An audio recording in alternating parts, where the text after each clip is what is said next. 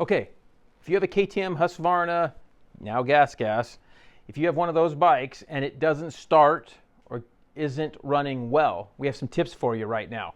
Okay, so the most common one is if you hit your button and nothing happens at all, or it does it intermittently. Every once in a while it'll do it. It'll start, it'll turn over the motor. If it's not, this is very common. A lot of people probably already know about this, but this switch right here is your starter button switch, and it meets right here.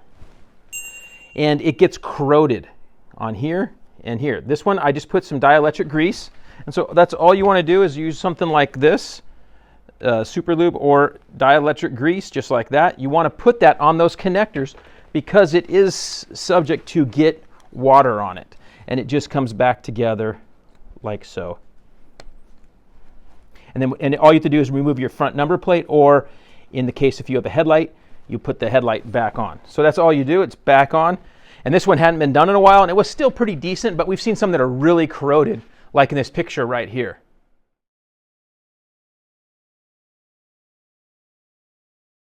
So our next thing we're going to look at as a starting issue, if it's not starting or running well, is this little filter right here. Now there's ways to upgrade this and to change to a different system, but you have a filter right here that's very simple to change. And once you get your pick in here, you kind of ruin the filter, which is fine because you're taking it out. Oh, it just shot across the room. Luckily, I have a new one to show you. So you get a little bit of gas pour out when this happens, and that's okay. Now, when you have a new kit here.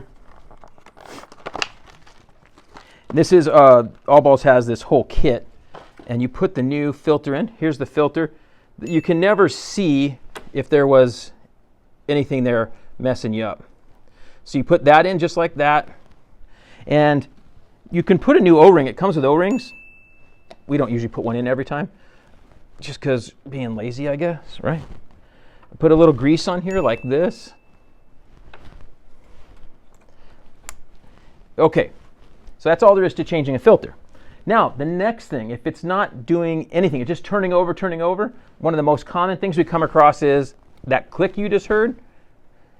Somebody gets it like this, and they think it's together, and we go to the bike, it won't start, we go, and it just clicks together.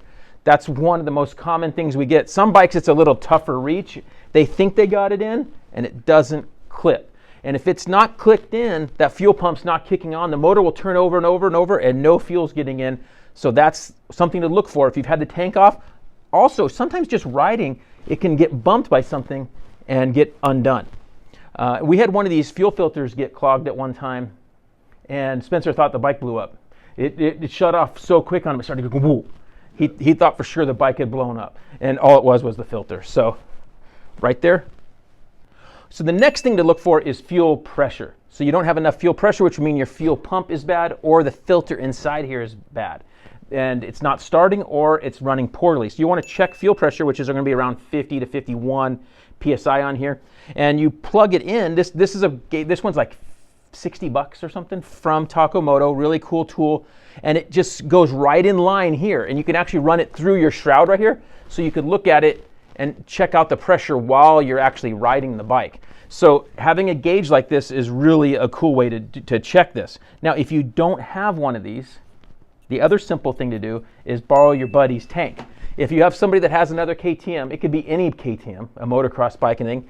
If you have an Enduro, as long as it has the same connector right here and the same plug, you could just set it on there, plug it in, see if that solves your problem real quick, and you know you got an issue right here.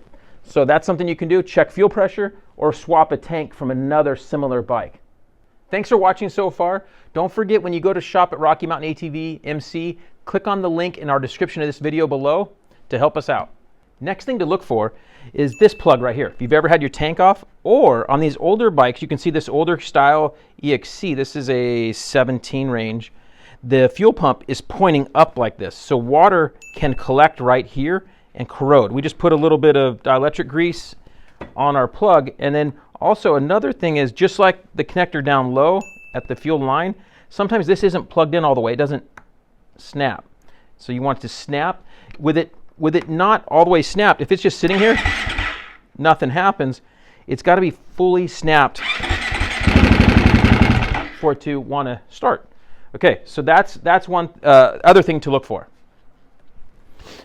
Next is ground. You want to make sure that everything's tight on your battery and that your ground is good. And this ground right here can get pinched under here. Sometimes have it repositioned wrong when they change the battery or worked on the bike, and it could be getting smashed under the seat.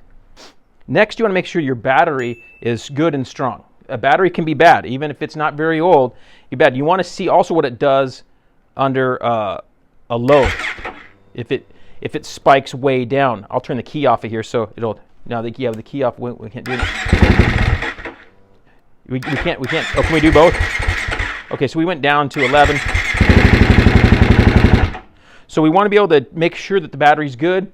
That there should be in that range. This thing should be high 12 to 13 range on the battery when it's just sitting here like this. And then when it's running, when the bike's running,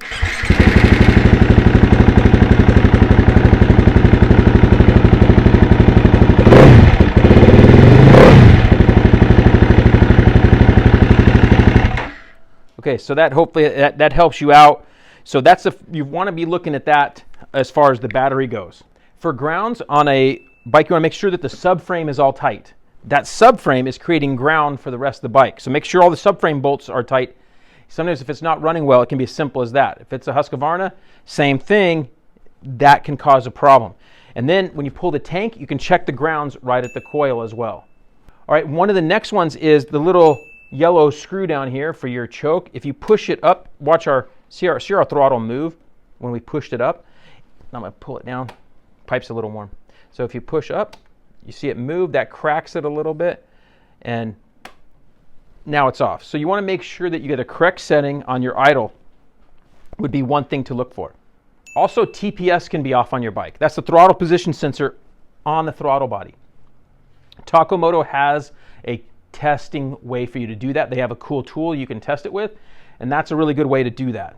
That throttle position sensor tells the computer where the bike is at. If it's at 0 throttle or 100 throttle, that's something you need to know. On our bike here, we have a Vortex ECU, which lets you reset the TPS just by simply holding kill button at the same time. There's a process to do that with a Vortex, which is really nice. Okay, on the older EXCs, the wiring harnesses are over here, the wires that run up to the front. Over here on this side, check this out. These wires in here on the older EXCs could actually get pinched, could fall down here and get pinched, and you could have a wire in here get pinched. So that's something to look for, that nothing's getting pinched by the bars turning on the bike. So I would have it on a stand and move it back and forth, and if you see that something was potentially getting pinched, you could tear open the wiring there and see if there's a wire that's damaged in there. That would be something to look at. Okay, there's a good video if you look up initializing a KTM. It talks about how to reset the computer brain. That's not if you have a Vortex. If you have the stock ECU, the bike will relearn itself by letting it just start it up and idle. If you're changing elevations and different things, the bike will learn itself. If it runs for a few minutes at a constant idle, it will adjust for air temp and elevation. So that's something you can do to help make sure that it's running at its best. One other issue we've seen on some of the KTM bikes is the flywheel. There's two issues in there. The pickup can come apart, especially on the older ones. It can fail. There's a pickup for the stator that can fail. And Ricky Stator sells one. Takomoto sells it as well. So he's kind of a big source there. I keep saying that. And then the flywheel itself can come apart or crack, and that can be an issue. So that's something to look at there on the flywheel. Lastly, if it's not starting well and not running well, if everything else is working right, it's getting fuel pressure, it has spark, then your valves could be too tight, which would be caused by sucking dirt. Your intake valves are getting too closed up to want to start well anymore. So that would be the last thing to look at mechanically for it starting well. Okay, hope that helps you out when you're troubleshooting your KTM, Husqvarna gas. If you're troubleshooting that, if you strike out there, one of your best resources to go search is Takomoto. If you email him, he has a Google Drive sheet with lots of information. He has tons of videos. He's kind of become a bit of a guru on these EXC bikes. We don't ride these bikes a lot, but he's become a guru on those, and those bikes get ridden a lot more than, they have way more time than the motocross bikes or the XCFs because guys are dual sporting them long distances in Mexico. So he finds a lot of these problems maybe before a motocross guy does in many cases. So that's one of the, and they have to be kind of a little bit more bulletproof. And so he's come across a lot of those problems. So he'd be a good contact to get with if you're still having issues. But hopefully that helps you out with your KTM Gas Husky. OnX Off-Road. Know where to go with the #1 GPS app. Access 500,000 miles of trails and roads, open dates and public lands. The Elite version even shows landowners and property boundaries. Download the OnX Off-Road app. To save 20%, use the discount code DBTV1.